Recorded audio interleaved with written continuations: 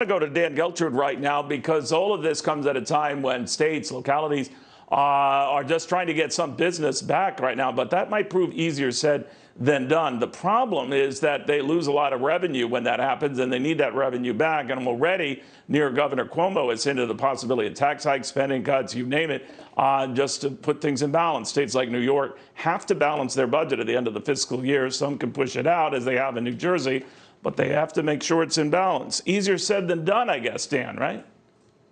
Yes, it is, Neil. Look, I wouldn't say that New York is a well-run state to start with, and then you drop a pandemic, which creates, quite frankly, economic ruin, and we're really going to have a tough situation with it. So the economic impact is about $30 billion on New York. That's what the estimate is. But just in this fiscal year, New York is looking at an $8 billion shortfall. But what's interesting here is at the beginning of the fiscal year, for April 1st, New York did not institute any deep cuts. So what's going on? It's kind of business as usual. And I believe they were relying upon some federal assistance coming from Washington. Well, that's not coming, Neil, at least for the foreseeable future. So New York is really up against it. And I think Governor Cuomo is probably being honest in saying tax increases are certainly going to be a possibility. You know, I want to bring Kennedy in the mix here. Kennedy, if you think about it, if you need another reason to go slow heading back to the Big Apple, even with some of these financial firms saying we want you to get back on the 21st, I think Morgan Stanley, JP Morgan and Goldman Sachs have been advocating that. A couple of other companies as well. I'm sure more down the road. But to hear news like this, taxes going up and all of this, and to say nothing of the crime and other issues that have run rampant in New York, who's going to get them to go back, you know?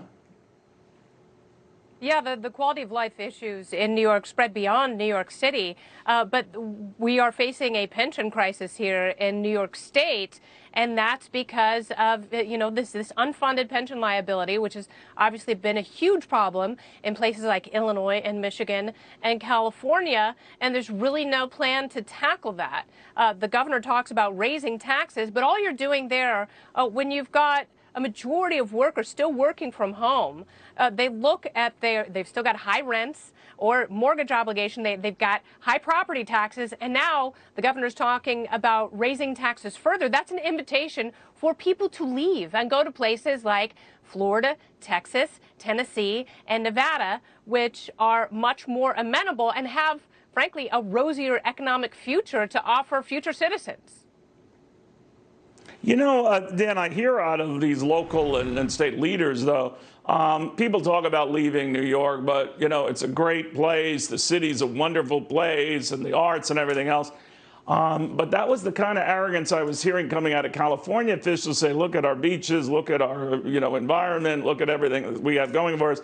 And people were leaving in droves for the safe confines of a Texas or Florida, South Carolina, some of these others. So I wonder if they're just whistling past the graveyard here. They probably are. Look, New York is a great place. New York City is a great place, but people are going to look at the cost benefit. So when you weigh these things out, they say, well, maybe Florida or Texas isn't quite as exciting as New York. But when we look at what price we're paying for this excitement, plus the issues of public safety and other things that are going on right now, people are saying, you know what, it's time to move.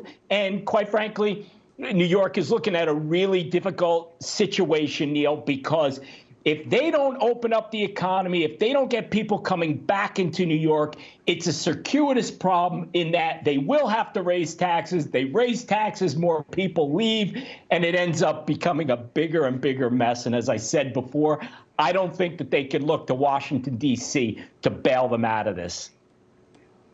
Well, someone needs to bail out Washington, D.C. because of the debt that they've racked up here. I'm just wondering, you know, when you look at this, Kennedy, is anyone looking at how much money is being spent and how the federal government doesn't have it to spend? Now, we can create and print money, and it's gotten us out of a lot of problems before, but this idea that there's going to be some Washington manna from heaven to save the day, that might be unrealistic.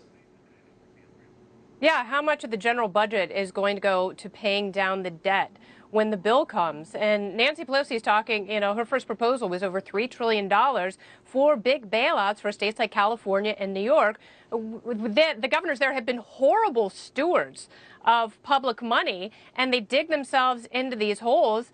And Dan's absolutely right. There is so much arrogance that goes into this. And I don't understand why they don't look at other states that have lower or no income taxes and ask them, how are you doing it? What are you doing differently? What should we be doing? Because cutting costs, cutting spending, that should be at the top of the list. Taxing people out of existence is so wildly incompetent.